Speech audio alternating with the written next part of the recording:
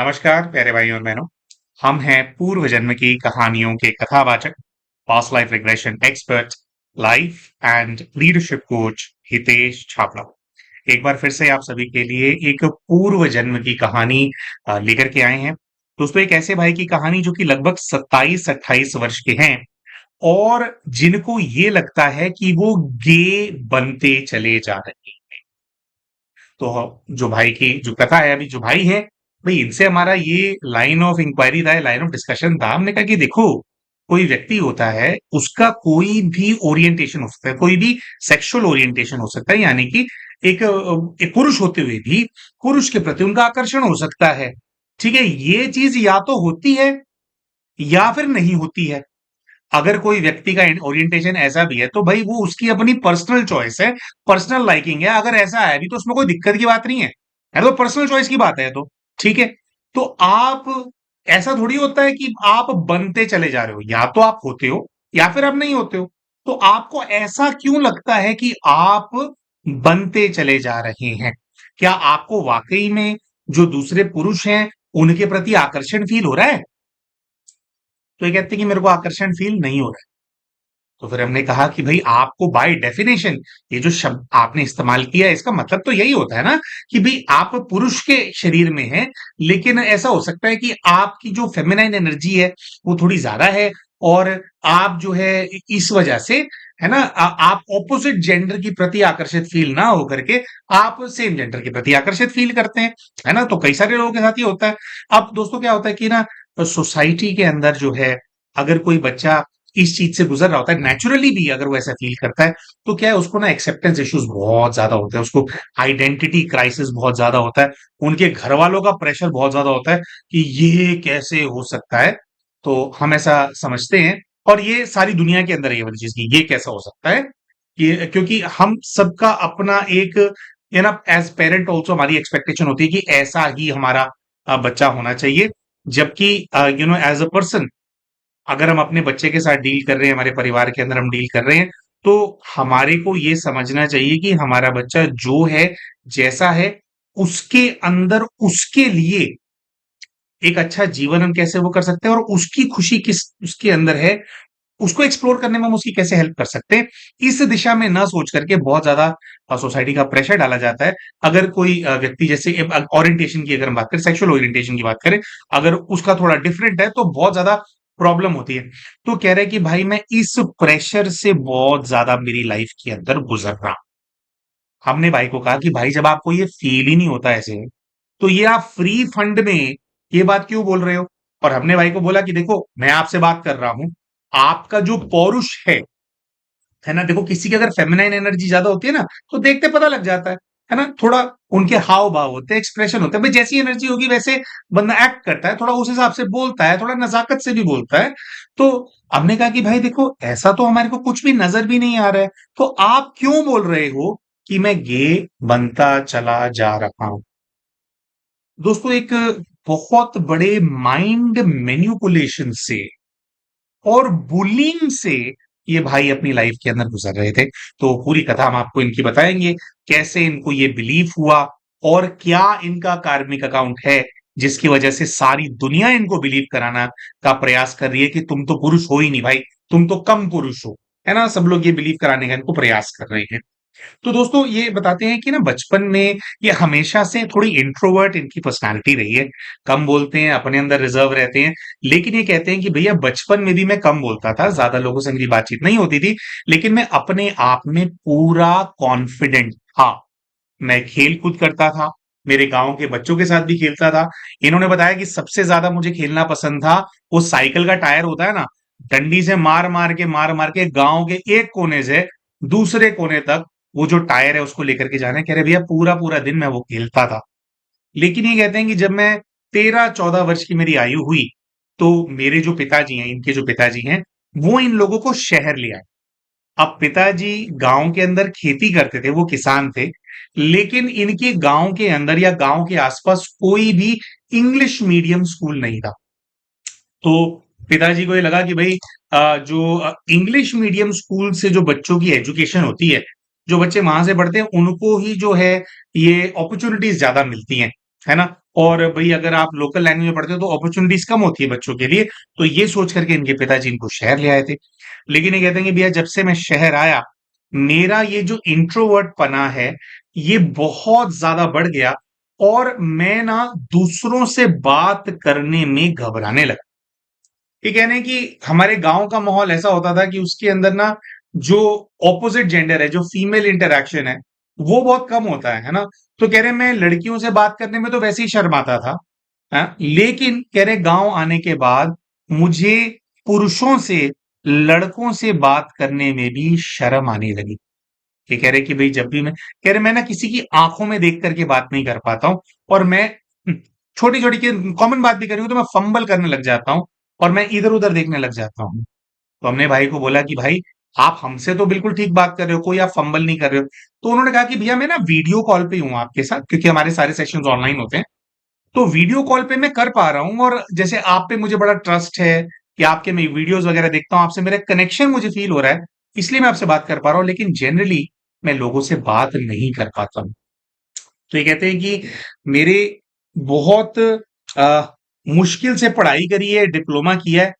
अब ये कहते हैं कि ना मेरे साथ प्रॉब्लम क्या है कि मेरे जो साथ में रहने वाले कलीग हैं, वो मुझे इस तरह से मेरे साथ नेम कॉलिंग करने लग गए हैं, कि वो मेरे फेमिनाइन नाम रखने लग गए हैं एट वर्क, है ना। फिर कह रहे हैं कि हमारे आसपास के जो पड़ोसी है ना, मुझे इनसे बहुत डर लगता है। हमारे आसपास के पड़ोसी जो हमसे हर वक्त लड़ना चाहते हैं, वो खड़े होकर के हम लोगों को गालियां देते हैं। हमने कहा से खड़े होकर गालियां देते हैं क्या, मुंह पे आपको गालियां देते हैं क्या? कह रहे नहीं, मुंह पे नहीं देते, लेकिन जैसे हमारे घर के पास ही खड़े होकर के ना बातें कर रहे होते हैं, और माँ बहन की गालियां दे रहे होते हैं। थोड़ा सा हमने भाई को ये समझाने का प्रयास किया कि भाई पूरी दुनिया के अंदर हर कोई आपको दबाने की कोशिश नहीं कर रहा है। बहुत बार क्या होता है कि जब हमारे को ज्यादा सोचने की आदत पड़ जाती है ना, तो अगर कोई दूर खड़ा भी हंस रहा होगा ना, तो हमारे को ऐसा लगेगा मेरे ऊपर ही हंस। तो आपकी अपने कॉन्फिडेंस के अंदर बहुत ज्यादा कमी आ गई है, आपका कॉन्फिडेंस बहुत बहुत लो हो गया है। आपको उसको फिक्स करने की आवश्यकता है ना। तो क्या हुआ है ऐसा, मुझे बताओ, जिसकी वजह से ये कॉन्फिडेंस लो हो गया। तो अब भाई ने इस बात का खुलासा किया कि क्यों इनको ऐसा लगता है, इनके अनुसार, है ना, इनके अनुसार, कि गे बन जाना एक बीमारी है, और वो बीमारी इनके अंदर ट्रांसफर कर दी गई है। ऐसा इन भाई को क्यों लगता है, उसके बारे में इन्होंने बताया। तो इन्होंने कहा कि जब हम लोग शहर आए थे ना, तो एक महिला को हमारे घर में हवन करने के लिए बुलाया गया था। तो हमने कहा कि अच्छा, वो आपके यहाँ पे बड़े कोई ब्राह्मण देवता के अर्धांगिनी थे, या कोई ऐसा भी होता है कि आ, माताएं होती हैं, बहनें होती हैं, और तपस्विनी होती हैं, और महामंडलेश्वर होती हैं, उनको भी बुला लिया जाता है ना। वैसे तो देखो ब्राह्मण देवता आते हैं करने के लिए जो भी हवन वगैरह जो करते हैं। तो कह रहे नहीं, कह रहे वो ना ऐसी महिला है जिनके अंदर ना कोई शक्ति आती है, और शक्ति उनके अंदर आकर के बोलती है। तो हमने इनसे पूछा कि भाई शक्ति उनके अंदर आकर के बोलती है, इसका हवन कराने से क्या लेना देना। हवन जब यज्ञ किया जाता है वो एक अलग प्रोसीजर है ना। सात्विक शक्तियों का, सात्विक देवी देवताओं का आवाहन किया जाता है, अग्नि को प्रज्वलित किया जाता है, और अच्छी अच्छी चीजों की आहुति अग्नि में दी जाती है। उस अग्नि को देवी देवताओं का मुख माना जाता है। उस अग्नि के माध्यम से जो कल्याणकारी शक्तियां हैं, उनका आवाहन किया जाता है, उनको भोग लगाया जाता है, और फिर उनकी प्रेजेंस से जो पूरा घर है उसकी शुद्धि की जाती है। ये एक प्रोसीजर है जो कि कोई ब्राह्मण देवता या जो यज्ञ करने में जिनको महारत होती है, उसके उनको मंत्र पता होते हैं, सबको उनको बुलाया जाता है। किसके अंदर कोई भी चीज आती है उनको हवन करने के लिए थोड़ी बुलाते हैं, क्योंकि जरूरी नहीं है कि अगर किसी के अंदर कोई शक्ति आकर के बोलती है वो पॉजिटिव शक्ति हो। नेगेटिव एनर्जीज भी आकर के बोलती हैं, और नेगेटिव एनर्जी बोलेगी तो वो भी सब कुछ बता देते हैं, है ना, बहुत कुछ कर भी देते हैं, है ना। तो अच्छा, इससे जुड़ा हुआ हमारे बचपन का एक फनी इंसिडेंस है, वो बिल्कुल वीडियो के अंत में सुनाएंगे। वो वाला भी इंसिडेंस आपको सुन करके जाना है, ठीक है, वीडियो को अंत तक जरूर। ठीक है। तो उन्होंने कहा कि नहीं, वो ना कुछ पैसे नहीं लेती हैं, तो उनको बस ये होता है कि भाई मुझे बुलाना चाहिए। तो कह रही मेरी एक बुआ है, और वो जो बुआ है ना, पता नहीं हमारे को ऐसा क्यों लगता है कि उसका ना पूरे परिवार के लोगों के प्रति ना इंटेंशन अच्छी नहीं है। और वो और मेरी जो बुआ है, वो मतलब जो महिला है, जिसके अंदर कोई आ जाता है, तो ऑल इन ऑल अगर वैसे अगर हम आपको क्लियर बोले तो वो महिला एक तांत्रिक है ना, और तामसिक शक्तियां, तामसिक सिद्धियां वाली तांत्रिक है। और जो जैसे होता है ना, थोड़े इस तरह के लोग क्या होते हैं कि ना वो मैनिपुलेटेड होते हैं अपने माइंड में, नेगेटिव एनर्जी के साथ रहने वाले होते हैं, तो उनकी बुद्धि भ्रष्ट होती है। तो वो सब लोगों को जैसे वो अहित ही करते हैं, है ना, अहंकारी बहुत होते हैं कि भाई मेरे चेले तुम्हें बन करके रहना है।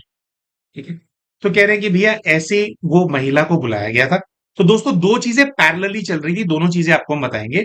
तो कह रहे हैं कि हवन करने के लिए उनको बनाया, और जिस टाइम पे हवन करने के लिए उनको बुलाया गया था, उसी टाइम पे बताते हैं कि इनकी एक मासी है जो कि बहुत ज्यादा परेशान चल रही थी बेचारी।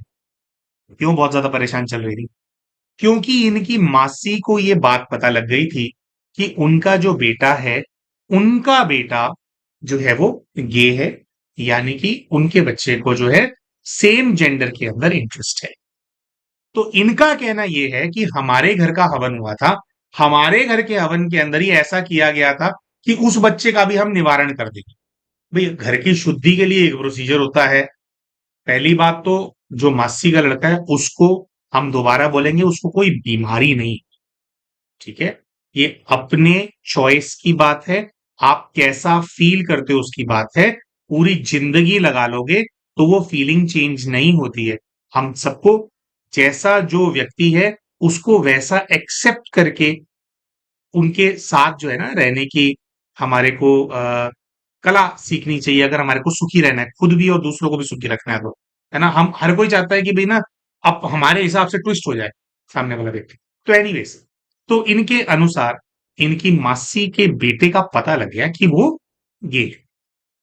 अच्छा, जो मासी का बेटा है वो बेचारा बहुत ज्यादा टर्मोइल से गुजर रहा था, क्योंकि जबरदस्ती उसके घर वाले उसको बता रहे थे कि तेरे को बीमारी हो गई है, और ये बीमारी हम ठीक कर देंगे, ये बीमारी हम ठीक कर देंगे, बीमारी ठीक करवानी।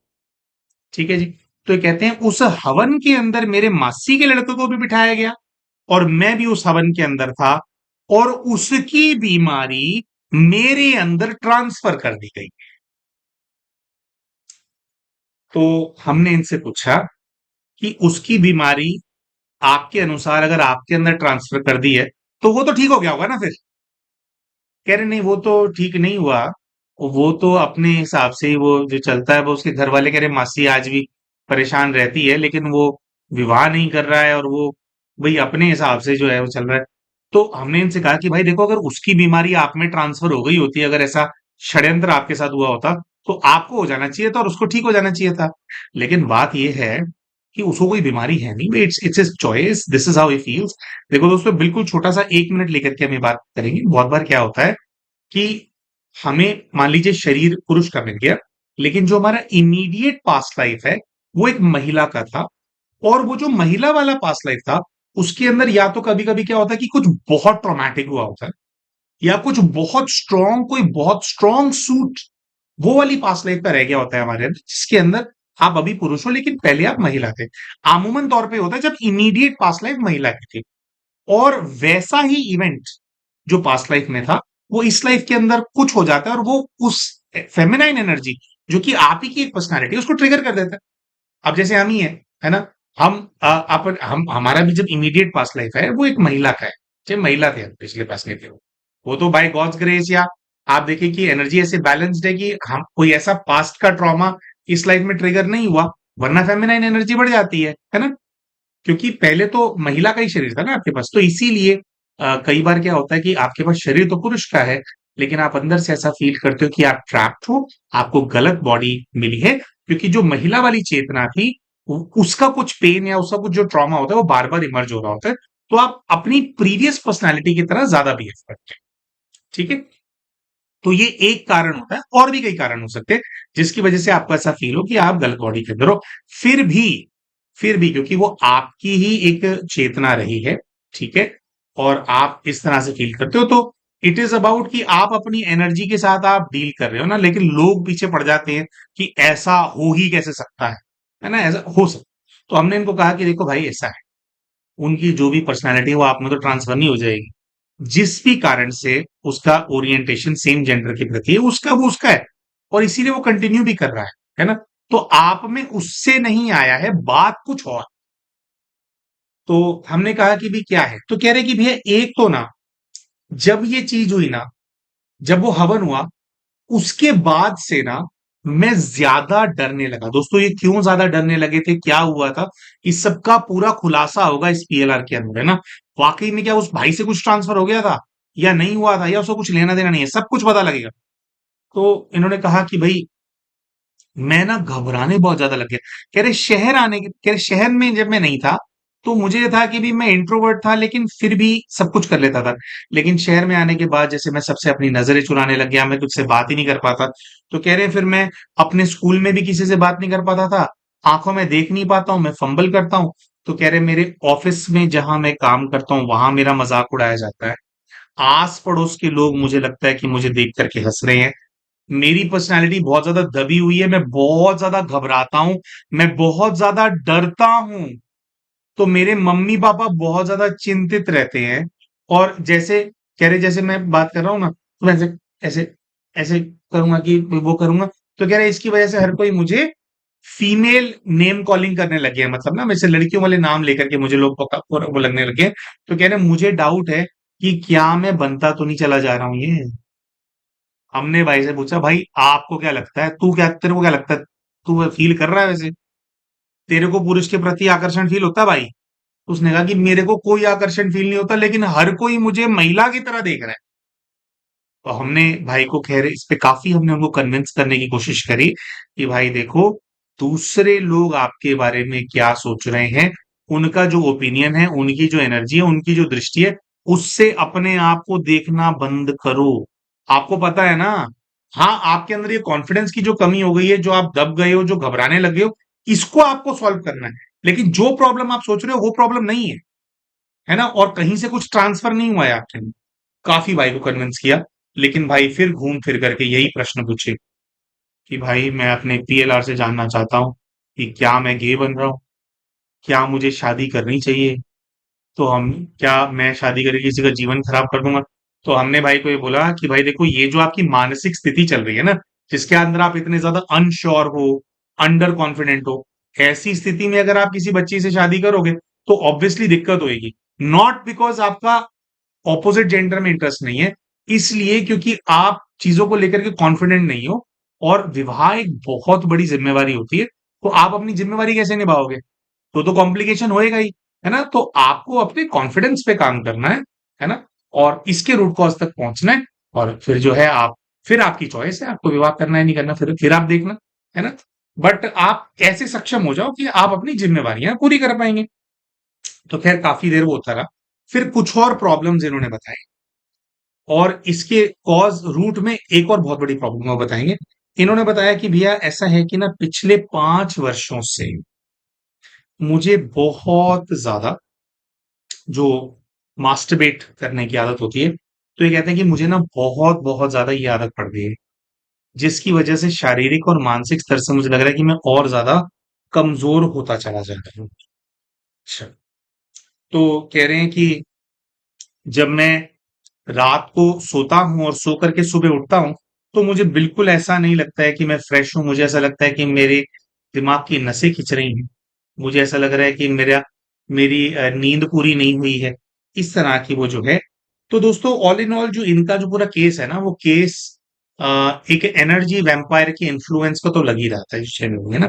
जब एनर्जी वैम्पायर्स का इन्फ्लुएंस किसी व्यक्ति के ऊपर होता है, तो कामुक वृत्तियां बहुत ज्यादा जागती हैं। और रात को क्योंकि वो एनर्जी आपकी सक करते हैं एनर्जी वैम्पायर्स आकर के, तो सुबह इंसान का फ्रेश फील ना होना और तनाव उनको बहुत ज्यादा फील होना, एनर्जी के लेवल पे ये एक्सप्लेनेशन होता है कि एनर्जी वैम्पायर्स आपसे एनर्जी ले रहे हैं। तो इस प्रकार का केस हमारे को दिख रहा था, और ऐसे केस के अंदर ही इंसान घबराने और डरने बहुत ज्यादा लग जाता है, क्योंकि जो एनर्जी आपके साथ अटैच्ड होती है एक्चुअली में वो आपको डरा रही होती है। अब एक बात जो इस भाई ने बताई, एक्चुअली नहीं बताई थी, पूरे सेशन के एंड में जब पूरा पीएलआर हो गया, भाई जाग गया, तब उसने बताई थी, लेकिन आपको वो बात अब अभी बता रहे हैं। इन्होंने ये बताया कि भाई देखो, बचपन में हमारे गांव में ना, मैं ब्रह्मा कुमारी के आश्रम में जाता था। और ब्रह्मा कुमारी के आश्रम के अंदर ना मुझे सिखाया जाता था कि भाई आपको सात्विक अन्न खाना है, सात्विक आपको विचार रखने हैं, ब्रह्मचर्य की धारणा रखनी है। भी ब्रह्मा कुमारी के अंदर ब्रह्मचर्य की धारणा को लेकर के बहुत ज्यादा वो होता है, उसके लिए मोटिवेट किया जाता है, क्योंकि जितना ज्यादा आप ब्रह्मचर्य के बल को बढ़ाते हैं उतना ज्यादा आप सक्षम बनते हैं, और आपकी जो एनर्जी है उसको आप जो बड़ा बड़ा कंस्ट्रक्टिव वर्क करना है उसके प्रति आप उसको यूटिलाइज कर पाते हैं, वो लीक आउट नहीं होती। तो कह रहे मैं उसका अभ्यास करता था। लेकिन ये कहते हैं कि जब ये तांत्रिक महिला हमारे जीवन के अंदर आई, सबसे पहले उसने मुझे स्ट्रिक्टली साधना करने से मना किया। कह रहे वो जो तांत्रिक महिला है उसका कहना यह था कि तुम्हें बस मेरे पास आना है, मेरे पास आओगे, मैं जो खिला दूंगी, मैं कुछ तुम्हारे को दूंगी खाने के लिए, उससे तुम्हारा कल्याण हो जाएगा। मैं जो भी तुम्हारे साथ वो करूंगी उससे तुम जिंदगी के अंदर आगे बढ़ते चले जाओगे। और कहते कि जब भी मैं ये बोलूं कि मैंने योग किया है, बाबा को याद किया है, तो वो बहुत ज्यादा भड़क जाती। और ऐसे करते करते, हालांकि इन्होंने नॉनवेज की बात तो नहीं करी, लेकिन शायद वो जैसे कुछ उसकी जो पूजा साधना होती थी उसमें नॉन वेजिटेरियन भी भोग वो अपने इष्ट के लिए, अपने देवता के लिए बनाती थी तांत्रिक महिला। तो जब इन्होंने जाना तो इनको अपने यहाँ से कुछ चीजें खिलाना और नॉन वेजिटेरियन फूड भी इनको खिला देना। तो ये सब वो महिला बहुत ज्यादा करती थी। तो हमने इनको कहा कि भाई आप तो बाबा के बच्चे थे, आपको पता नहीं है कि भाई ये आपकी भी जो जैसे ब्रह्मा कुमारी को फॉलो करने वाले लोग होते हैं ना, जो अपना अपना स्तर होता है फॉलो करने का, जो प्रॉपरली योग साधना में आगे बढ़ रहे होते हैं, वो तो अपने हाथ का बनाया हुआ अन्न ही खाते हैं। क्योंकि जब यहाँ पर जब अन्न बनाया जाता है तो सिखाया जाता है कि आपको परमात्मा की याद में पॉजिटिव एफर्मेशंस लेकर के आपको भोजन पकाना है। कि जैसे आपको एक आपने एफर्मेशन ले लिया कि मैं जो है शांत स्वरूप आत्मा हूँ, परमात्मा शांति के सागर हैं, भोजन में शांति की शक्ति प्रवेश कर रही है। इस संकल्प में रह करके आप भोजन बनाओगे, फिर जो जो वो उस भोजन को खाता है उनके अंदर जो है शांति के वाइब्रेशन बढ़ते चले जाते हैं, है ना।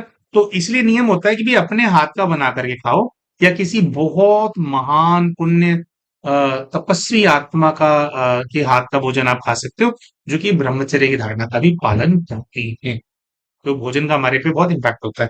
तो हमने कहा कि आप अगर इतना ज्यादा जाते थे और ये करते थे, तो आपने कैसे इनके हाथ का कैसे खाने लग गए आप, और वो भी मीट खिला रहे हैं, कुछ खिला रहे हैं। तो इन्होंने कहा कि ये जो महिला है ना, हमारा पूरा परिवार ना इनके ना स्पेल में आ गया था, स्पेल में। तो हमने इनसे पूछा कि भी स्पेल कैसे टूटा भाई फिर। तो ये कहते हैं कि भैया पिछले 2-3 वर्षों से ना पता नहीं कैसे हमें फिर फर्दर रियलाइज हुआ कि यार गड़बड़ है।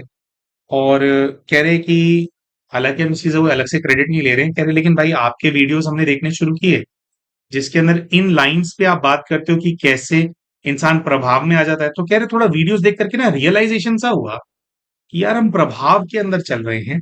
तो कह रहे हमने हमारी जो बुआ, जो कि हमारे साथ जबरदस्ती करती थी कि ये तांत्रिक मेरे गुरु हैं इनके पास आओ, कह रहे बुआ को बड़ा शौक था कि हम उनके पास जाएं ही जाएं।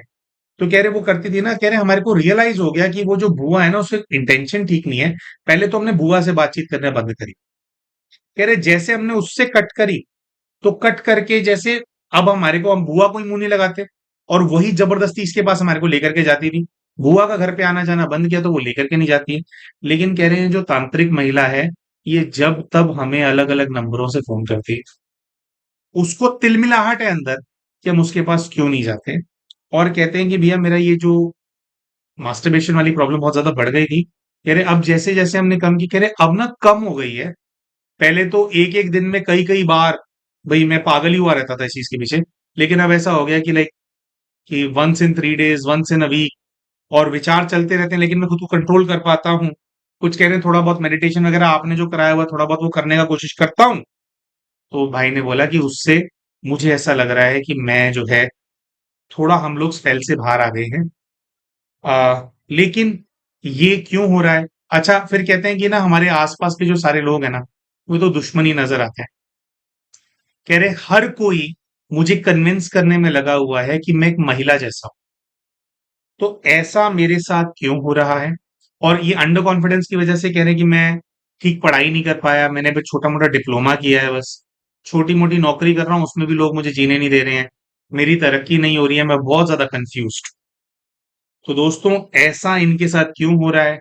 बचपन से इनका इतना बचपन में भी दबे हुए नेचर के ही थे वैसे, लेकिन वो तांत्रिक महिला जब इनके जीवन के अंदर आई वो बढ़ गया, है ना?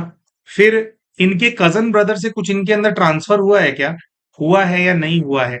ये सारी बातें जो हैं, ये भाई अपने पूर्व के जीवन की यात्रा के माध्यम से जानना चाहते थे। दोस्तों अपने 2 अलग-अलग पूर्व के जीवन इन भाई ने देखे और आप सभी को हम बताना चाहते हैं कि अपने सभी प्रश्नों के उत्तर ये भाई अपने पास्ट लाइफ रिग्रेशन के माध्यम से प्राप्त कर पाए थे और एग्ज़ैक्टली क्या करना है, कैसे सब कुछ ठीक होगा, सब कुछ जो है इनके जो गाइड हैं उनके माध्यम से इनको क्लैरिटी भी मिली।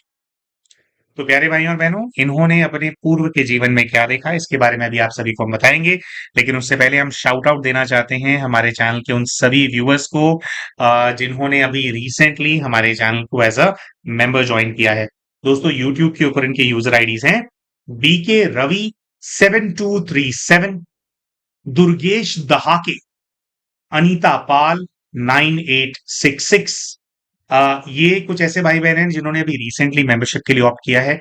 इनके अलावा कई सारे ऐसे भाई बहन भी हैं जिन्होंने पहले उनके पास मेंबरशिप था फिर उन्होंने छोड़ दिया था और अभी उन्होंने रीज्वाइन कर लिया है। दोस्तों अगर आप भी इन भाइयों और बहनों की तरह हमारे चैनल के मेंबर बनना चाहते हैं और हमारे सभी चैनल के मेंबर्स के लिए जो विशेष सेशंस हम हर महीने कंडक्ट करते हैं आप उनका लाभ उठाना चाहते हैं तो इस वीडियो के नीचे आपको एक ज्वाइन बटन नजर आ रहा होगा, उसका इस्तेमाल करके आप भी चैनल की मेंबरशिप के लिए ऑप्ट कर सकते हैं। आपको हम बताना चाहते हैं कि अगर आप हीलिंग सर्कल के अंदर मेंबरशिप के लिए ऑप्ट करते हैं तो हर महीने आपको एक ग्रुप के अंदर पास्ट लाइफ रिग्रेशन करने को मिलता है। जैसे कि हमने इन भाई का पास्ट लाइफ रिग्रेशन किया, इनको दृश्य दिखाई दिए, पास्ट लाइफ का कनेक्शन था। तो ग्रुप पीएलआर इतना डिटेल नहीं होता क्योंकि ये तो वन ऑन वन के केस स्टडीज होते हैं, लेकिन फिर भी बहुत सारे आपको एक मेन प्रश्न लेकर के जाते हैं और उससे जुड़े हुए दृश्य आप देख पाते हैं। आपको एक बहुत अच्छा आइडिया ग्रुप पीएलआर में भी हो जाता है कि आपके जो भी हिसाब किताब चल रहा है उसका उसके पास लाइफ का क्या उससे कनेक्शन है, काफी कुछ उसमें भी इमर्ज हो जाता है। तो हीलिंग सर्कल वालों के लिए हर महीने एक ग्रुप के अंदर पीएलआर कराया जाता है। फिर हमारे चैनल पे एक मेंबरशिप है जिसका नाम है healing circle plus. Healing circle plus की मेंबरशिप वाले सभी भाई बहनों के लिए हर महीने 2 ग्रुप के अंदर पास्ट लाइफ रिग्रेशन के सेशन कराए जाते हैं और 3 से 4 दूसरे हिप्नोथेरेपी के सेशंस कराए जाते हैं जिसके अंदर इस प्रकार की जो समस्याएं ये भाई फेस कर रहे हैं इस प्रकार की समस्याओं को सॉल्व करने में उनकी हेल्प की जाती है। जैसे अभी रिसेंटली इनर चाइल्ड हीलिंग का सेशन कराया गया था कुछ दिन पहले। फिर अभी आज आप देख लीजिए 26 तारीख है मई जब हम इस वीडियो को रिकॉर्ड कर रहे हैं। कल इसको हमारे चैनल पे हम पोस्ट कर देंगे।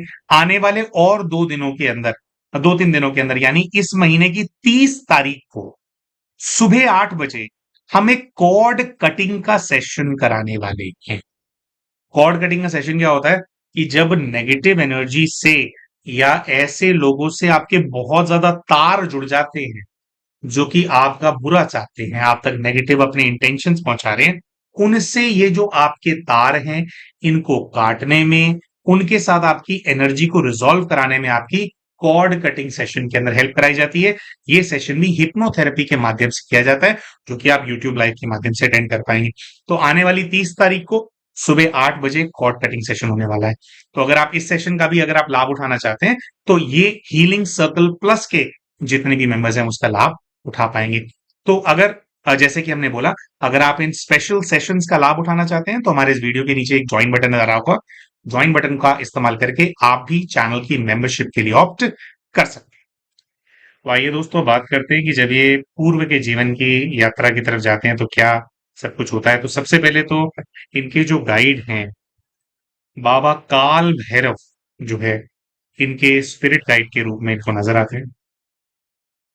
बाबा कोई अपनी समस्या बताते हैं कि भाई क्या हो रहा है और कैसे मैं कमजोर हो रहा हूँ। देखो ये जो बच्चा है जिस भाई का पीएलआर हम कर रहे थे, इनके जीवन में समस्या क्या है? घबराहट, दबना दूसरों से, है ना, और गुमसुम हो जाना। और बाबा काल भैरव वो देवता हैं जो कि वापस से अंदर बुझी हुई जो अग्नि है उसको प्रज्वलित कर देते हैं, हिम्मत भर देते हैं, साहस भर देते हैं आपके अंदर, है ना, नेगेटिव एनर्जीज का प्रभाव उससे मुक्त कर देते हैं।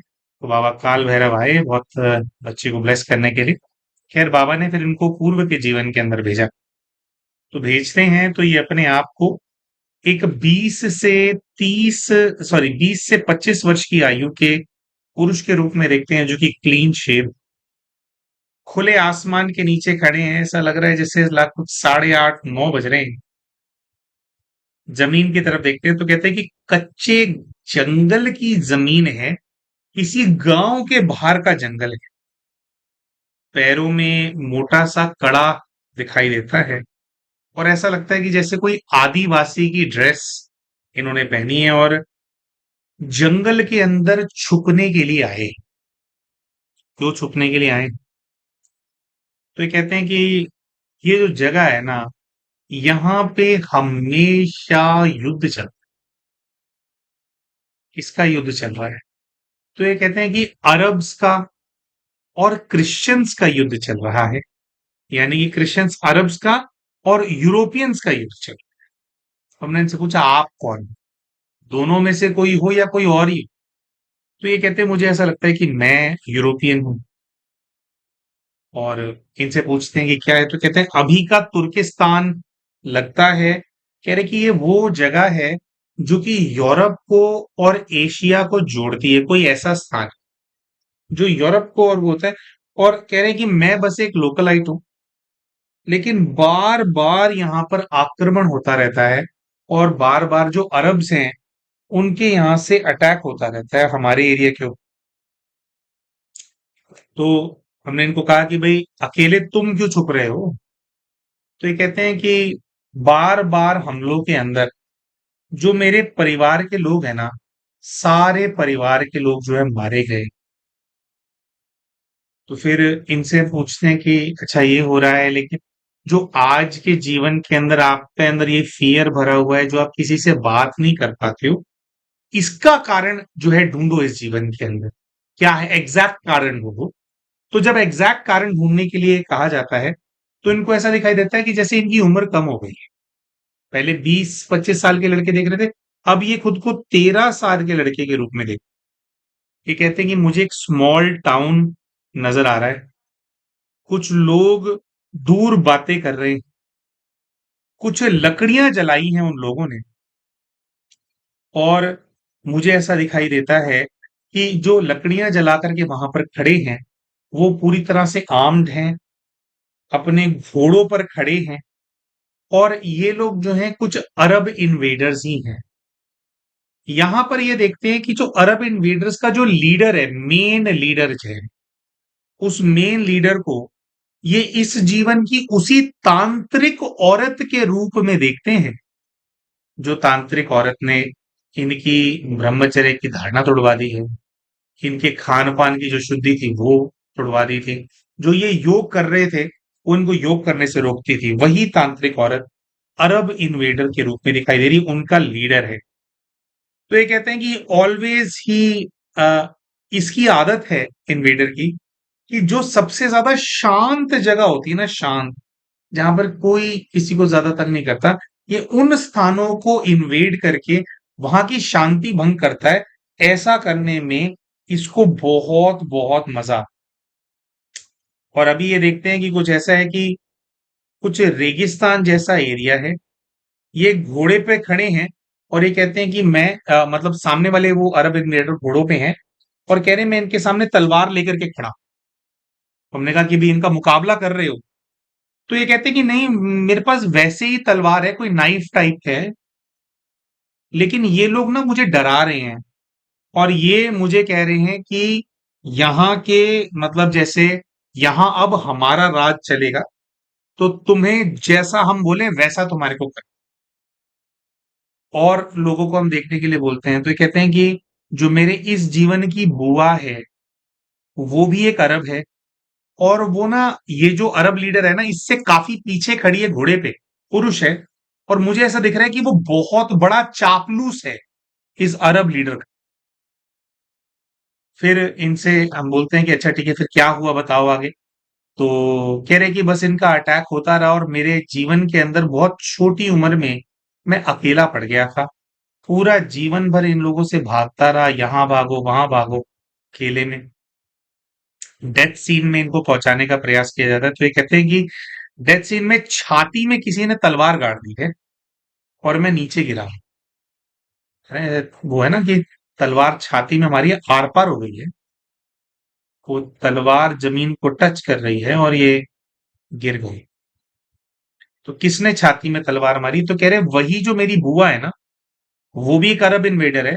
उसके बेटे जो है इस लाइफ के, वो भी अरब इन्वेडर है। तो मेरी बुआ के लड़कों में से जो बड़ा लड़का है, वो भी एक अरब इन्वेडर है। उसने तलवार मारी है और जो है मैं मर गया। तो यहां पर ये सब कुछ हुआ, एक जीवन इन्होंने देखा। तो इसको और अच्छे से समझने के लिए, क्योंकि ये तो बस दृश्य सामने है, बाबा काल भैरव के पास वापस इनको भेजा जाता। तो बाबा से पूछते हैं कि बाबा, फिर भी ठीक से समझ में नहीं आ रहा। बाबा मुझे एग्जैक्ट आंसर चाहिए कि मैं लोगों से बात क्यों नहीं कर पाता हूँ, क्यों मैं घबराता हूँ। इनके साथ ना ये भी प्रॉब्लम है, जैसे इनके आस पड़ोस के लोग ना थोड़े कुछ अपशब्द बोलते भी हैं, और जैसे उनकी आंखों में दिखता है कि वो लड़ाई करना चाहते हैं इनसे, और ये बहुत ज्यादा डरते हैं इनसे। तो बाबा से इन्होंने पूछा कि मैं इतना ज्यादा क्यों डरता हूँ, मैं क्यों नहीं लड़ पाता हूं। तो बाबा ने इनको बताया कि तुमने अपने पूर्व के जीवन में बहुत ज्यादा मार काट देखी है। तुमने पूरा जीवन भर, जब तक तुम मर नहीं गए थे, खुद को छुपाते हुए देखा। तो वो डर तुम्हारे अंदर बैठ गया है, इसलिए बचपन से जो है तुम बात करने से लोगों से कतराते हो। परिवार के बिना पूरा जीवन भर भागते रहे, अकेलापन जैसे तुम्हारे अंदर बस गया है। कॉन्फिडेंस कम हुआ क्योंकि एक के बाद एक तुम लोग हारते जा रहे थे, और यू ऑलवेज फेल्ट कि कोई बचाने वाला नहीं है। अच्छा, तो कॉन्फिडेंस एक है कि भाई बात नहीं कर पाते, कॉन्फिडेंस इतना कम क्यों है? तो उनको बताया गया कि ना, ये लोग ना बार बार अटैक करते थे यार। तुम कहीं पर तुम लोग अपनी बस्ती बसाते थे, ये उसको उजाड़ देते थे। फिर कहीं पर वो करते थे, फिर उजाड़ देते थे। और तुम्हारा जो भी रिटेलिएशन था, कुछ ऐसा था कि वो इनफ नहीं था, तुम्हारे पास इनफ रिसोर्सेज नहीं थे। तो तुम बार बार क्योंकि हारे हो, इसलिए आज तुम्हें ये लगता है कि तुम किसी से कभी जीत ही नहीं पाओगे। फिर इनसे पूछा कि भाई, आ, अच्छा, ये तो इनको कहा कि तुमने हमेशा फील किया कि तुम्हें कोई भी बचाने वाला नहीं। फिर आगे बाबा ने दिखाया कि जो तुम्हारे आज के पड़ोसी हैं, वो तुम्हें पसंद इसलिए नहीं करते हैं क्योंकि वो लोग भी उन अरबों की सेना के अंदर। तो इनसे पूछा गया कि मैं इन लोगों के साथ क्यों फंसा हूं, अगर ये लोग हमें हेट करते हैं बाबा, तो मैं क्यों फंसा हुआ हूं इन लोगों के साथ। तो इन्होंने कहा कि देखो, आ, सॉरी, हाँ, तो क्यों फंसा हुआ हूं, क्यों इनकी इतनी हेट है, ऐसे पूछा। तो उन्होंने कहा कि देखो, ये ना बस उनका संस्कार है। पूर्व के जीवन में उन्होंने बहुत ज्यादा नफरत करी है तुम लोगों से, क्योंकि उनके अनुसार तुम लोग काफिर थे। और इन्होंने पूछा कि why do I feel like a girl, या जो मेरे सारे आसपास के लोग हैं, वो मुझे, मैं लड़की बनता जा रहा हूं या मेरे अंदर लड़की की एनर्जी है, ऐसा मुझे क्यों फील कराने पे आतुर हैं मेरे ऑफिस के लोग या आसपास के लोग, मेरे या मेरे जो बाद में जो स्कूल के लोग थे, वो भी इस तरह की इन्होंने नेम कॉलिंग में सब करते हैं, क्यों करते हैं। तो इनको ये बताया गया कि देखो, वो तुम्हें पसंद नहीं करते हैं क्योंकि अरब इन्वेडर्स थे, वो एक बात है। लेकिन ये जो लड़की वाली बात है, कि तुम्हारे अंदर ये फीलिंग डालना कि तुम्हारे अंदर पौरुष नहीं है, तुम तो महिला हो, ये काम वो जो तांत्रिक महिला के शरीर में जो पावरफुल नेगेटिव एनर्जी आती है, ये उसका काम है। वो तुम्हें मैनिपुलेट कर रही है। बाबा ने बोला कि तुम्हारे भाई के अंदर से कोई चीज उठा करके तुम्हारे अंदर ट्रांसफर नहीं की गई है, लेकिन जैसे ही तुम उस शक्ति के संपर्क में आए थे, उसी दिन से उसने तुम्हारे को मैनिपुलेट करना शुरू कर दिया है, क्योंकि उस तांत्रिक औरत के अंदर आने वाली शक्ति तुमसे अपना बदला लेना चाहती। तो दोस्तों, इनसे पूछा गया, मतलब फिर ये बाबा से पूछा गया कि बाबा क्या बदला लेना चाहती है, मैंने क्या बिगाड़ा है। तो बाबा ने बताया कि बच्चे, बिगाड़ा तो तुमने बहुतों का है, लेकिन तो इसका जो आंसर है वो एक दूसरे पूर्व के जीवन के अंदर है। क्योंकि देखिए दोस्तों, आज का जो जीवन ये बच्चा, जो भाई ये देख रहा है, कितना हमारे को बुरा लगता है ना अभी, उसको बुली किया जा रहा है, बचपन से बुली हो रहा है, बचपन से हर कोई दबा रहा है, इतना बड़ा हो गया लेकिन घबराया रहता है हर वक्त ना, हर वक्त सोचता है कि लोग कोई मार ना दे। अच्छा, ये भी इन्होंने बोला था कि हमारे पड़ोसी हमसे नफरत करते हैं, तो मेरे माता पिता को कोई मारने के लिए आएगा तो उनको कौन बचाएगा? तो हमने भाई को बोला कौन बचाएगा, तू उनका लड़का, तू बचाएगा उनको? तो वो एकदम से फ्रीज हो गया था कि मैं कैसे बचाऊं, है ना? तो ये हालत में जो पहुंच गए हो, क्यों इतना ज्यादा वो हो रहा है? तो इस जीवन में भी ऐसा है, ये पास्ट का लाइफ देखा, उसके अंदर भी सब मार रहे हैं इसको, बेचारा भाग रहा है, दौड़ रहा है ना, कितना ज्यादा वो लाइफ वो कर रखी है ना, तो कितना बुरा लगता है ना। लेकिन दोस्तों, ये कर्मों की गुह्य गति है, जो हम बो करके आए हैं, वो धीरे धीरे उसका वृक्ष बड़ा होता चला जाता है ना। तो जिसने खुशबूदार फूल के पौधे बोए या फलदार वृक्ष को बोया, जब भी वो ग्रो करता है तो वो फल देता है, घना होता है तो छाया देता है। जो कांटे बो करके आया है ना, तो वो फिर उसके जीवन के अंदर कांटे आ गए थे, तो अभी तक देखने में ऐसा ही लग रहा है कि कितना अच्छा भाई है, कितना वो है बेचारा। हाय बेचारा, हर कोई तंग कर रहा है। हाय अरब इन्वेडर्स हैं, कितने बुरे हैं, मारते हैं।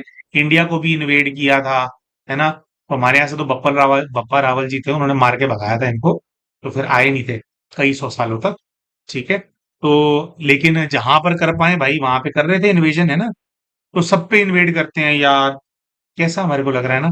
लेकिन इसके बाद जो पूर्व का जीवन इन्होंने देखा, उससे पता चला कि ये तांत्रिक भी क्यों इनके पीछे पड़ी हुई है, उसके अंदर आने वाली शक्ति भी क्यों पीछे पड़ी हुई है, इतने सारे लोग क्यों इतने जीवन से पीछे पड़े हुए हैं, ये सब कुछ जो है इनको देखने को।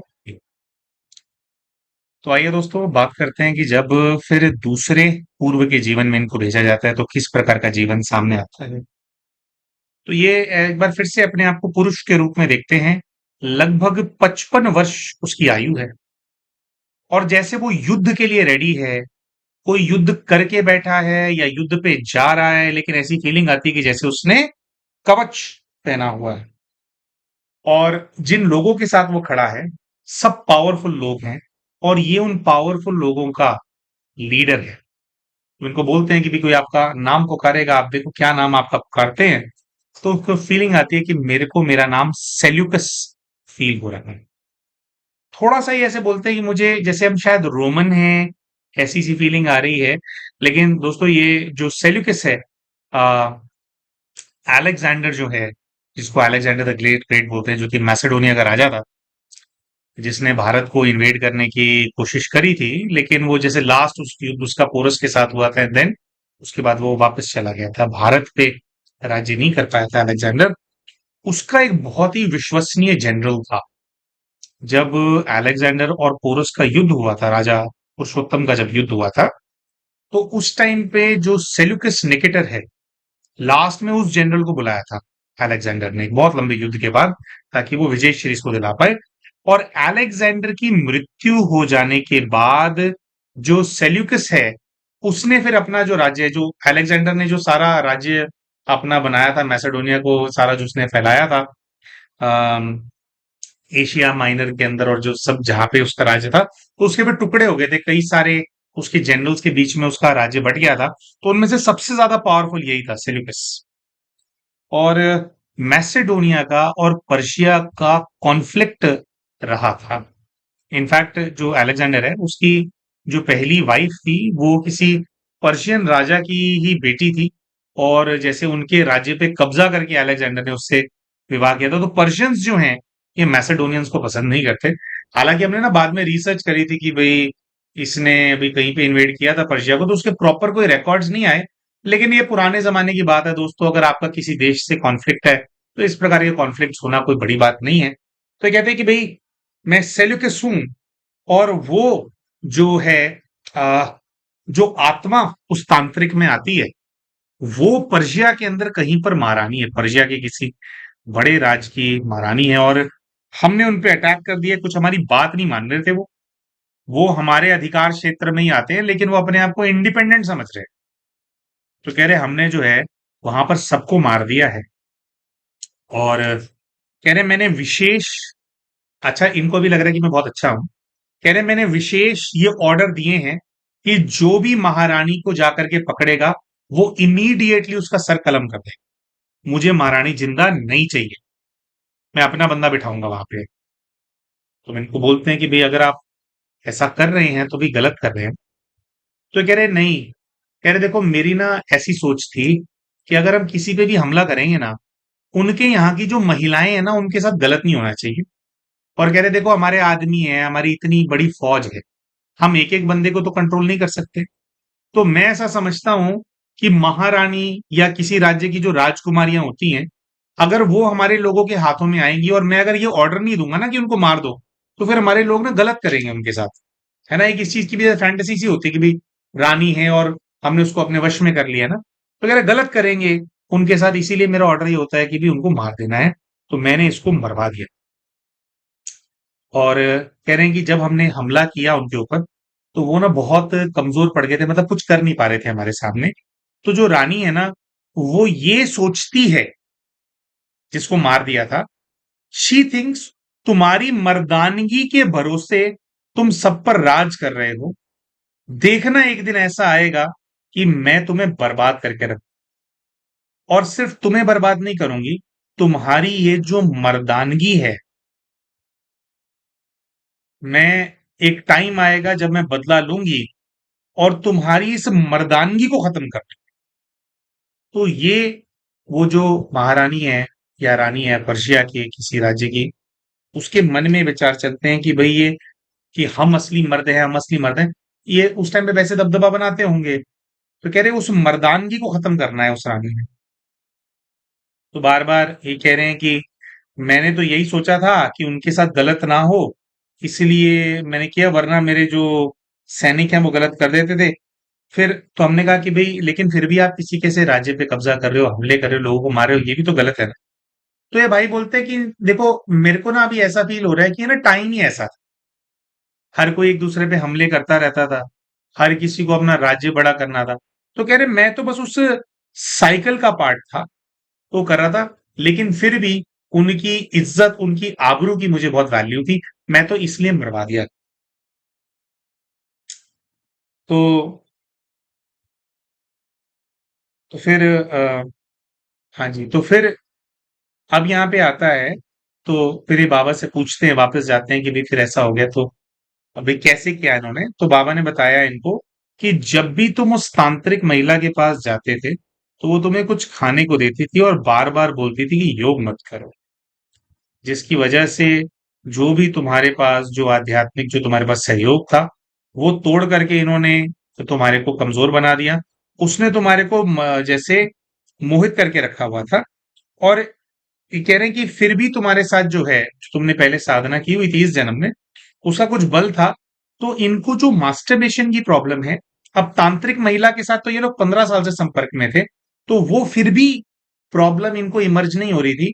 अभी बहुत ज्यादा करके, बहुत मेहनत करके इतना प्रभाव इनके ऊपर डाला कि 5-6 वर्ष पहले ये प्रॉब्लम भी शुरू हो गई थी।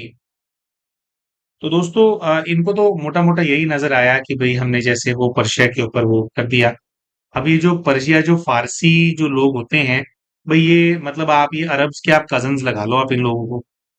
तो अभी जो दूसरा जीवन देख रहे थे उसमें दिखाई दे रहा है कि अरब हैं, इनके यूरोपियन देश पे बार बार कब्जा कर रहे हैं, इनके गांवों को रेड कर रहे हैं, इनको शांति से जीने नहीं दे रहे हैं, कितने बुरे हैं। आज का जीवन देखा जाए तो वही होता है कि पड़ोसी भी दबदबा बना रहे हैं जी, ये भी दबदबा बना रहे हैं, लेकिन इनके सेल्यूकस निकेटर होने वाली लाइफ के अंदर इन्होंने कितनी कत्लो गारत मचाई, कितने लोगों को मारा, इन्होंने कितने देशों को उजाड़ा, है ना, अपने अधीन करने के लिए कितना ज्यादा वो किया। तो जिन आत्माओं पे सेल्यूकस ने और उनकी आर्मी ने जैसे एक प्रकार से अत्याचार किया, फिर वही लोग जैसे इनके एक प्रकार से पीछे पड़े। तो देखने में हमारे को लगता है कि भाई अब वो बुरा है या वो बुरा है, लेकिन यहाँ पर जो पार्ट इनका देखने को मिला ना अभी सेल्यूकस वाला, तो उससे ये बात समझ में आई कि भाई जो कुछ भी इंसान के साथ जीवन के अंदर हो रहा था ना, आज हमारे को देखने में आ गया कि भाई बुली कर रहे हो, लेकिन इन्होंने कितने सर उतारे और इन्होंने कितने राज्यों को बर्बाद किया, वो तो नहीं पता था ना। तो जो भी है, ये इसको बोलते हैं कर्मों की गुह्य गति है कि जो आप करते हो वो घूम फिर करके आपके सामने जरूर आता है। एक किसी भाई ने हमारे को पूछा था कि भाई आत्मा और शरीर तो आपस में जुड़ी हुई है ना, तो जब एक शरीर खत्म हो जाता है तो भाई दूसरे जन्म में सजा क्यों मिलती है उस चीज की। देखो, शरीर ना एक गाड़ी की तरह है। आप अपनी गाड़ी और आप आत्मा ड्राइवर की तरह है।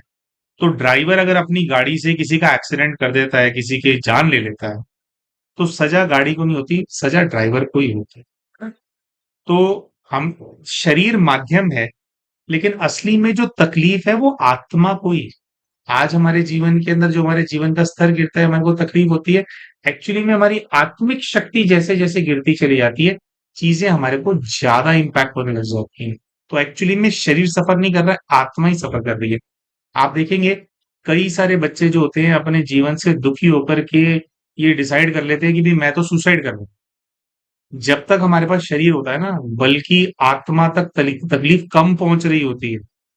जो लोग सुसाइड कर लेते हैं, तो जो तकलीफें आ रही होती है ना, जो शरीर की एक लेयर होती है जो कि फिर भी झेल रही होती है आत्मा के बिहाफ पे, है ना, बीच में एक लेयर होती है, वो लेयर हट जाती है तो आत्मा और बहुत ज्यादा तड़पती है। बिना शरीर के जो तड़प होती है वो और भी बहुत ज्यादा होती है। तो अल्टीमेटली जो आत्मा है, आत्मा ही विकर्म कर रही है और आत्मा ही भोग रही है। ये तो चोले हैं जो हम बदलते चले जा रहे हैं। एक ही जीवन के अंदर आपने मान लो बबूल का आपने पेड़ बोया, कांटों का आपने पेड़ बोया, लेकिन अभी वो पेड़ अभी इनफ बड़ा ही नहीं हुआ है। अभी वो इनफ कांटे गिरा ही नहीं रहा है ना। अभी वो छोटा सा है, तो आपको उतनी चुभन नहीं होती। यानी कि जिस जीवन में आपने पाप किया, बहुत बार क्या होता है, अभी उसके अंदर वो परिस्थितियों का निर्माण ही नहीं हो पाता। आपने इतना कुछ किया होता है कि वापस वो आपको मिल सके। कई लोगों को इंस्टेंट कर्मा मिल जाता है, सबको नहीं मिलता। तो क्योंकि आपने एक जीवन के अंदर स्किप कर दिया, या आपका लक ऐसा था कि आपने डॉज कर दिया समस्या को, तो वो घूम करके आपके पास नहीं आएगी। ऐसा नहीं है, आत्मा की यात्रा है, आत्मा को जो है भोगना पड़ेगा। तो ये ऑल इन ऑल जो है बात निकल करके आई है कि क्योंकि वो तांत्रिक के अंदर जो आत्मा आती थी वो इनका पौरुष खत्म कर देना चाहती थी, या इनके पौरुष की वजह से उनको समस्या आती, उसके अंदर ये संकल्प था कि भी मैं तेरी मर्दानगी खत्म कर दूंगी। तो वो एनर्जी बार बार ऐसी परिस्थितियां पैदा कर रही है, अपने सहयोगी लोगों के माध्यम से ऐसी परिस्थितियां पैदा करवा रही है कि हर कोई इनके मन में बात डाल रहा है कि तुम मर्द नहीं हो। तो इनको वो जो सोल है और ये जो समस्या है, इनको इन सब चीजों का जो है मेनली निवारण करना है, तो इनकी समस्या ठीक हो जाए। तो फिर क्या सॉल्यूशन इनके लिए आया था, वो यही आया था कि इनको जो है, एक तो वापस से जो इनका मेडिटेशन का रूटीन है इनको शुरू करना। विशेष जो है, इनको परमात्मा को, शिव को महाकाल के रूप में साधन। बाबा को महाकाल के रूप में जितना ज्यादा ये साधेंगे, तो जिन लोगों को भय लगता है ना, भय की समस्या जिनको होती है ना, और भी कोई भाई बहन हो जिनको भय लगता हो, किसी भी चीज से भय लगता हो, तो जो जो महाकाल बाबा की साधना करते हैं, सबसे पहले तो बाबा आपको मृत्यु के भय से मुक्त करा। मृत्यु के भय से। अभी देखो दोस्तों, हम लोग जागेश्वर धाम की यात्रा पे गए थे ना, तो बाबा बाबा के, महाकाल बाबा के स्टिकर लगे हुए थे चारों तरफ गाड़ी पे। हमारे को 1000% कॉन्फिडेंस था कि बाबा के स्टिकर गाड़ी के ऊपर रखे हुए हैं, बाबा महाकाल हमारे साथ चल रहे हैं, कुछ नहीं हो सकता। हम लोग की गाड़ी का कितना कैटेस्ट्रॉफिक एक्सीडेंट हुआ। अब उसकी फोटोज वगैरह हम दिखाते नहीं, हम करते हैं खाम खा, उस चीज की ना एनर्जी बढ़ती है कि एक्सीडेंट हो गया, एक्सीडेंट हो गया। बहुत कैटेस्ट्रॉफिक एक्सीडेंट हुआ। जो गाड़ी को देख रहा है वो कह रहा है आपको दूसरा जीवन दान मिला। गाड़ी का एक्सीडेंट हुआ, पूरी गाड़ी हिल गई। ठीक है, वो हुआ। हमारी गाड़ी में बैठा हुआ कोई व्यक्ति नहीं घबराया, क्योंकि हम लोग बाबा की याद, गाड़ी ठुकी है। एक बारी के लिए सब लोग शॉक में गए हैं। 30 सेकंड के अंदर सब लोग गाड़ी से बाहर निकल गए। गाड़ी को देखा, ये हो गया, हो गया। किसी के मन में संकल्प नहीं चला हाय हमारी गाड़ी हो गया, हो गया, हो गया। सब लोग बिल्कुल एकदम ओके। जो गाड़ी में बहनें थी और वो थे, उनको तो इमीडिएटली घर पहुंचाने के लिए, तो जैसे और शॉफर वहां पर खड़े हुए थे, तो उन लोगों को अब पहुंचा दिया गया ना। तो बाबा महाकाल जो है, जितना ज्यादा हम बाबा को महाकाल के रूप में साधते हैं, तो बहुत बार ऐसा होता है कि काल स्वयं हमें खाने के लिए आता है। लेकिन जो कालों का काल महाकाल है, जब उनकी एनर्जी हमारे साथ होती है, तो काल कितना भी प्रयास करे आपको आ नहीं सकती। क्या इसका मतलब ये है कि आप अमर हो जाते हो? अमर नहीं हो जाते हो, लेकिन काल के खाने का अर्थ होता है कि अकाल मृत्यु हो जाएगी। कोई ऐसा इंसिडेंस हो जाएगा जिसकी वजह से आप बुरी हालत में चले जाओगे। तो बाबा महाकाल जो है जब आपके साथ होते हैं, तो ऐसा होने नहीं देते। समय प्रमाण, आपकी आयु हो गई है, आपने पूरी यात्रा पूरी कर ली है, उसके बाद तो चोला छोड़ना है और नया लेना है। तो जब वो समय आएगा, तब आप जो है बाबा महाकाल के आशीर्वाद से टेंशन फ्री होकर के पुराना चोला छोड़ देते हो, नया ले लेते हो। तो इनके लिए आया कि इनको, बाबा को महाकाल के रूप में साधना है। तो राजयोग मेडिटेशन जो छोड़ दिया था, वो इनको दोबारा शुरू करने के लिए बोला। दूसरा, बहुत बार क्या होता है कि प्रभाव बहुत ज्यादा होते हैं हमारे ऊपर। तो जैसे आप लोग जानते हैं कि हम ज्योतिर्लिंगों की सेवा पे गए हुए थे, जागेश्वर धाम गए हुए थे। तो वही जो सभी ज्योतिर्लिंगों की जो सेवा है, उसके अंदर कौन से ज्योतिर्लिंग की क्या महिमा है, इसकी बहुत पावरफुल पुस्तिका है ओम का रहस्य, है ना। और वो ज्योतिर्लिंगों के जो पर्चे हैं, तो हमने भाई को बोला कि देखो भाई ऐसा करो, एक और जो मैसेज आया इनके लिए, कि आप जो है अपने लिए बुक्स का और पर्चों का सेट मंगवाओ। 100 पर्चे अपने लिए मंगवाओ, 20-25 पर्चे अपने घर में रखो। और यही लोग जो आपके सारे दुश्मन है ना, आपको एक एक दो दो पर्चे इन सबके घरों में देने। उनके घरों में क्यों देने? देखो दोस्तों, ये जो ज्योतिर्लिंगों के पर्चे हैं ना, ये ना बहुत चमत्कारी हैं, बहुत बहुत कल्याणकारी हैं। सारे ज्योतिर्लिंगों की कनेक्टिव ऊर्जा है, जिसके घर में जाते हैं, उसके घर के अंदर की जो समस्याएं हैं वो सॉल्व होने लगती है। अब जो इनके आसपास के लोग हैं, कौन है ये? कि वही लोग हैं जिनको जन्म जन्मांतर ये दुख दे करके आए, कुछ बहुत बड़ा दुख दे करके आए हैं, जो आज उन सब लोगों ने घेर रखा है। तो हमने कहा कि भाई देखो, योग का बल बढ़ा करके आप उनको सकाश दोगे, वो तो करना ही है, लेकिन वो स्थिति बनने में टाइम लगेगा। तो एटलीस्ट आप जो पर्चे बांटो। और भाई बहुत घबरा रहा था कि नहीं नहीं, वो तो वैसे ही लड़ने को होते हैं, मैं उनको पर्चे नहीं दे पाऊंगा। तो हमने भाई को बोला, भाई उनको पर्चे नहीं दे पाएगा, कोई बात नहीं, तू भोलेनाथ का जो संदेश है मंदिर मंदिर जाकर ही करियो, तेरे को 70-75 पर्चे बांटने हैं। और अगर इन लोगों को बांट देगा, बाबा पे विश्वास करके कि बाबा मेरे साथ, कुछ नहीं होने देंगे, पूरा बाबा को समर्पित करके बांटेगा, तो कुछ नहीं होगा। इनके और तुम्हारे बीच का जो हिसाब किताब है, बहुत तेजी से खत्म होगा। और बाबा महाकाल को जैसे जैसे साधते जाएंगे, खुद बाबा काल भैरव ने कहा है इनको कि वो जो आत्मा का प्रभाव है बच्चे, वो बहुत दुख दे चुकी है, और भी पिछले जन्मों में दुख दिए हैं उसने। ठीक है, उस प्रभाव से तुम धीरे धीरे मुक्त हो जाओगे, लेकिन अब योग को नहीं छोड़ो। ठीक है जी। तो दोस्तों, ये थी हमारी आज की कहानी।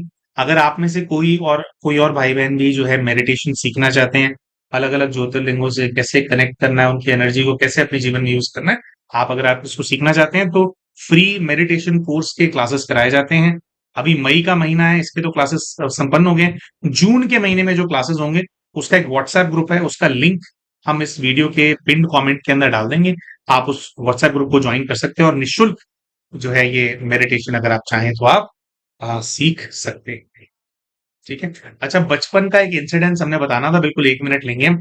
कि वो होता है ना कि कई बार हम क्या सोचते हैं कि अरे, इनके अंदर वो चीज आती है तो ये सब कुछ हमारे को बता देते हैं, तो भगवान ही आते होंगे उनके अंदर, है ना। ये हमारी सोच हो जाती है कि नहीं, देव ही आते हैं। ऐसा जरूरी नहीं होता। हमारा एक दोस्त था बचपन के अंदर, नांगलोई का रहने वाला था वो। तो उसकी जो बहन है वो पोजेस्ड, और जो उसकी बहन है उसके अंदर जो आत्मा आती थी, उसको बहुत बहुत तंग करती थी। और कोई भी उसकी बहन से मिलने नहीं जाता। क्यों? क्योंकि सबको डर लगता था? नहीं। जो भी उसकी बहन के सामने जाता था ना, उसके अंदर जो आत्मा आती थी, उसके सारे राज खोलने लग जाते। अब हर व्यक्ति के कुछ ना कुछ जो होते हैं, ऐसे गहरे राज होते हैं जो कि उसने किसी को नहीं बताए होते, अपनी परछाई को भी नहीं बताए होते। ऐसे ऐसे कुकर्म लोगों ने करे होते हैं, छोटी उम्र में भी करने लग जाते हैं। तो जो उसके सामने आता था ना, वो उसकी पोल पट्टी खोलने लग जाती कि तू ये है, तूने उस दिन ये किया है, तूने वो किया है ना। और उनके अंदर जो सोल थी वो बहुत ज्यादा नेगेटिव थी। तो देखिए, सिर्फ इसलिए कि कोई चीज आप कुछ बता देती है, इस लालसा के अंदर हर जगह पे माथा टेकना, है ना, ये ठीक नहीं है। अब जैसे इन लोगों ने वो तांत्रिक महिला को क्यों बुलाया था? क्योंकि वो आकर के कर देती है, सब कुछ बता देती है, और पैसे नहीं मांगती।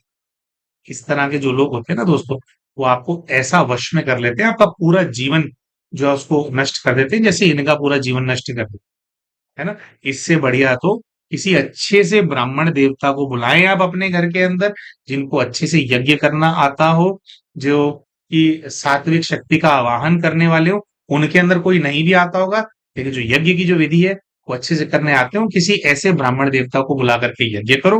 वरना जो सस्ता है ना, कभी कभी बहुत ज्यादा महंगा पड़ जाता है। जैसे इनके जीवन के 15 साल वो जो तांत्रिक है और उसके अंदर आने वाली आत्मा है वो खा गई। ठीक है जी। तो वो जो बहन है ना, सबके राज खोल देती थी, वो नांगलोई वाले दोस्त की जो बहन है। इस पे कोई भी नहीं आता था उनके सामने, क्योंकि उनको चाहिए होता था कि इसको पकड़ करके बालाजी लेकर के जाना है वो। लेकिन कौन पकड़ करके लेकर के जाएगा? जो पकड़ने के लिए आएगा वो बहन को संभालेगा। सबके तो वो राज खोल देती थी, तो कोई डर के जाता ही नहीं था, है ना? तो एनीवेज दोस्तों, हम आशा करते हैं जो कहानी हमने आप सभी के सामने प्रस्तुत करी है, कहानी आपको अच्छी लगी होगी, इससे आपको कुछ शिक्षा मिली होगी। और जब आपके पास शक्ति हो किसी भी प्रकार की, चाहे आपका तन से आप बलवान हैं, मन आपका बहुत स्ट्रांग है ना, धन आपके पास बहुत ज्यादा है, या लोगों का सहयोग आपके पास बहुत ज्यादा है, जनशक्ति बहुत ज्यादा आपके पास, तो जब भी कुछ ज्यादा हो, उस शक्ति का क्या नहीं करना चाहिए, है ना, उससे क्या हमारे को नहीं करना है, वो हमारे को ये वीडियो सिखाती है, या इस कहानी ने हमारे को सिखाया। जो कुछ भी ज्यादा है ना हमारे पास, वो भोलेनाथ ने बांटने के लिए दिया। तन बहुत बलवान है, बहुत शक्तिशाली है, उसको सेवा में लगाओ। मन बहुत शक्तिशाली है, साधना में लगाओ, और साधना से भी पॉजिटिव वाइब्रेशन चारों ओर फैलाओ। धन आपको लगता है कि आपके पास एक्सेस है, जरूरत से ज्यादा है, तो धन को सेवा में, ठीक है। और जनशक्ति है, जैसे अब आप हमारे साथ है, कि हम लोग क्या है कि इतने सारे हमारे भाई बहन साथ में जुड़े हुए हैं, 90,000 सब्सक्राइबर हो गए, तो ये क्या होता है, जनशक्ति, क्या आप हमसे जुड़े हुए हैं।